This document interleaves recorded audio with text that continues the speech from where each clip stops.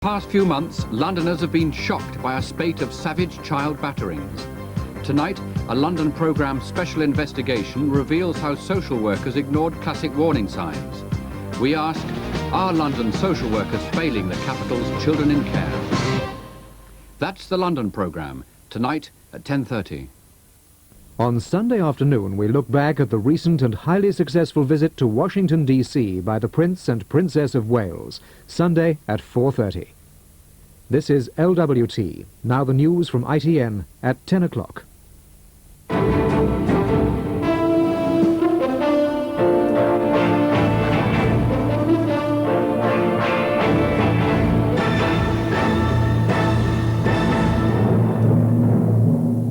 Treasury Minister Ian Gow resigns over the Ulster pact. Mrs. Thatcher and Dr. Fitzgerald signed the historic document.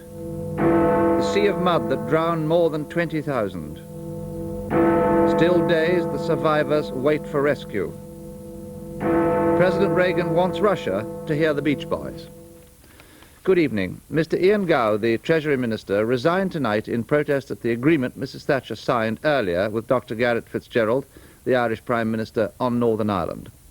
In his letter to the Prime Minister, made public just 2 hours ago, Mr. Gow said giving a foreign power a say in Northern Ireland would only prolong the agony of the province. In Ulster, Unionist leaders reacted angrily to the pact and said they were immediately withdrawing all cooperation with ministers. And in the other main story of the day, the death toll in the Colombian volcano disaster has reached 25,000. Among the dead are 70 members of the Red Cross who were in the area at the time. Emergency relief is flooding in, but many areas are tonight still without food or medical supplies. At the heart of the disaster, some survivors are struggling for life in the rivers of mud. But beneath the surface, whole communities lie buried. In his resignation letter, Mr. Gow, once Mrs. Thatcher's parliamentary private secretary, told her, "I cannot accept this change of policy." A few hours before, at Hillsborough Castle, just outside Belfast, Mrs. Thatcher and Dr. Fitzgerald signed what is seen as a historic agreement on the future of Northern Ireland. There's no change in sovereignty, but there is, for the first time, a commitment by Britain and the Irish Republic to work for a united Ireland if a future majority in Northern Ireland wants it. Mrs. Thatcher said it was a serious and solemn agreement, a way towards peace and reconciliation, and to defeat the men of violence. Dr. Fitzgerald said there were no victors and no losers, no abandonment of nationalists and no threat to unionists. Loyalist paramilitaries immediately threatened to murder officials putting the agreement into practice. The IRA killed one policeman and seriously injured another in a landmine explosion near the border.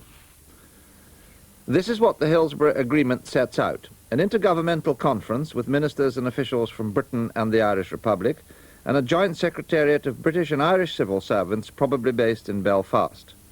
On political matters, they will guarantee the right to fly the Irish tricolour in Northern Ireland and oversee nominations to public bodies like the police authority.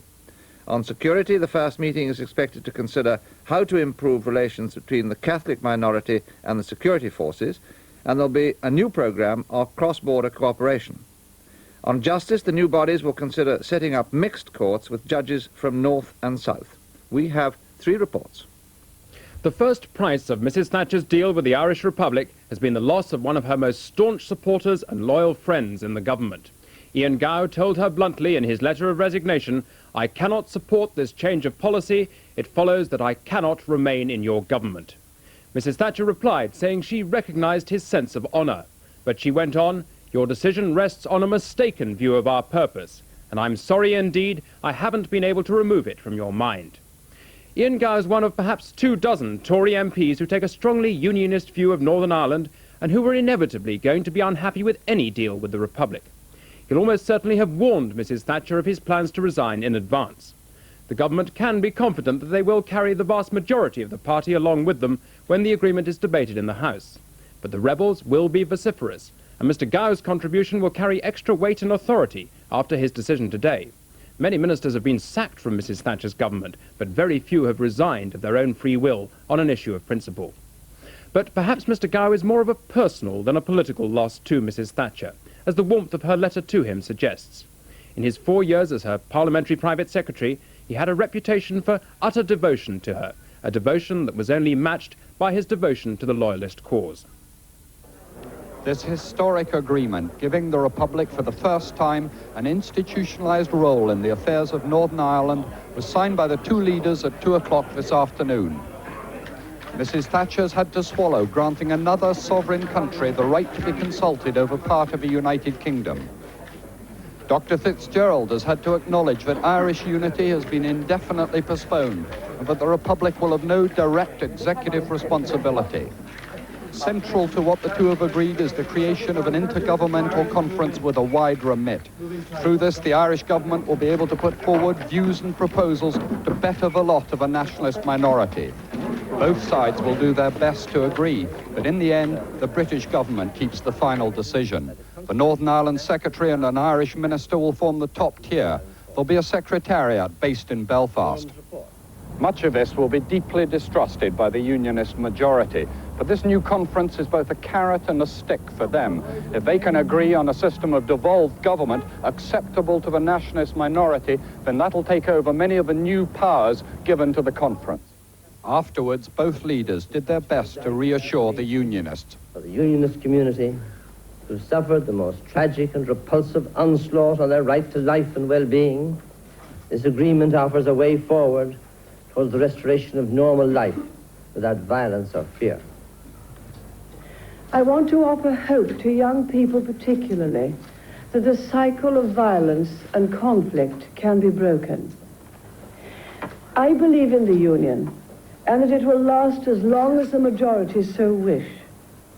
I point out that the legitimacy of the Unionist position has been recognized by the Republic in a formal international agreement.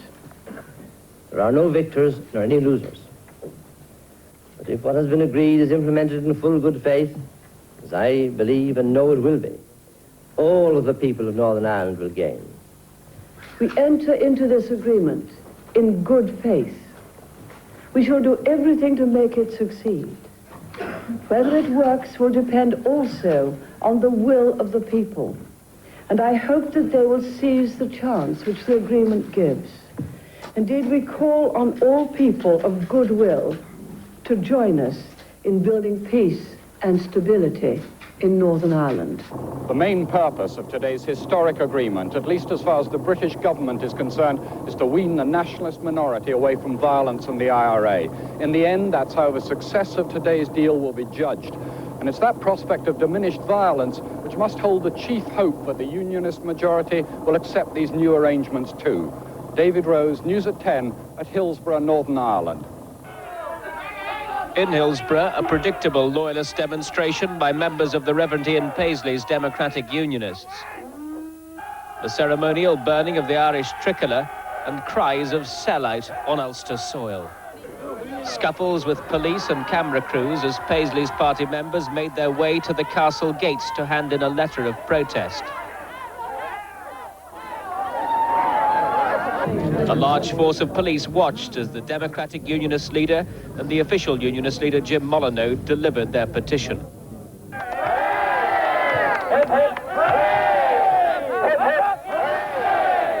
Later, around a table draped with the Union Jack at Stormont, they formulated their battle plans. Unionists would cease cooperation with government ministers and resign their seats unless a summit referendum was held. Should Parliament proceed to approve this deal without first consulting the people of Northern Ireland, we will invite all Unionist members of the House of Commons to resign their seats.